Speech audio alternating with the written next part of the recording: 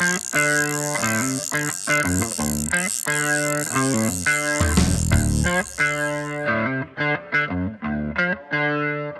Brothers was built on that custom rod shop. That was one of the earliest interests of the Thorne Brothers, Paul and Greg Thorne, the original Thorne Brothers.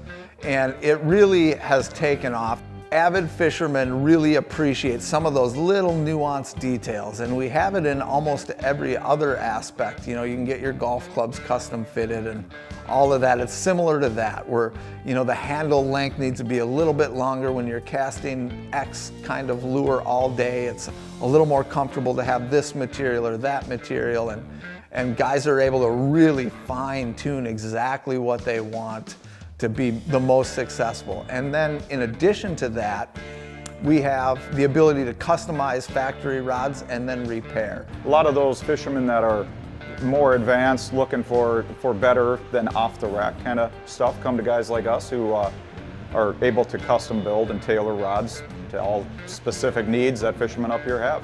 I've always just loved to fish. I started here when I was a teenager, so I don't have a lot of background in anything other than fishing. I actually enjoy the building, you know, a fishing rod that somebody's going to put into play and hopefully catch fish of a lifetime. I enjoy that part of my job. And every day is different for me. I'm not building just the exact same rod every single day. This is where it all starts, is right here. So whether you're fishing for panfish in the spring, all the way up to throwing 2-pound musky baits, we've got blanks that basically cover the full spectrum of the fishing uses here in Minnesota, or even saltwater applications. So after we've picked out a blank, we come into the handle room. As you can see, Dawson here is reaming out the material to fit onto the blank. After that, pieces are stacked up to desired lengths and then epoxied.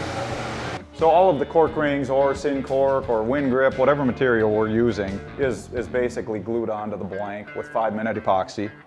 You'll see that all of the cork rings are 1/2 inch wide. We stack them up to whatever desired length we want to get and glue them one at a time onto the blank. So this would be the rear grip of about a 9'3" musky rod. Once all of the cork rings, in this case, are all glued onto the blank, we need to put this in a clamp to compress. And this will set up for about an hour before we can actually put it on the lathe. So here you see Luke is actually shaping the cork on our lathe. We're a custom shop. Some guys prefer, you know, the handle to be thicker, some prefer the thinner handles. Of course, when we lathe them, we can modify whatever handles, you know, for whatever needs. So Dan here is, he's finishing up on a musky rod that he's wrapping. You see this customer has picked black with metallic red, which is kind of our store colors for wraps. Obviously, there's a lot of different colors available. All of the guides are actually attached to the blank by wrapping thread. After the wrapping process, we'll need to straighten those guides, align it with the reel seat, get them all straight, and then they go to our flex coating station. So obviously all of the guides need to fall in line with where the reel is situated on the rod with the reel seat. And then after that, the entire rest of the guide set will fall into place right there along that line. It's all done by hand, all by eye. And after they're all perfectly straight, we bring them over to the flex coat station where Dan is epoxying the rod right here. So all of the customs basically get hand signed. You can get your name on there, you can just get Thorne Brothers and what the rod is. So basically every rod that we put out of here will have 2 coats of flex coat epoxy.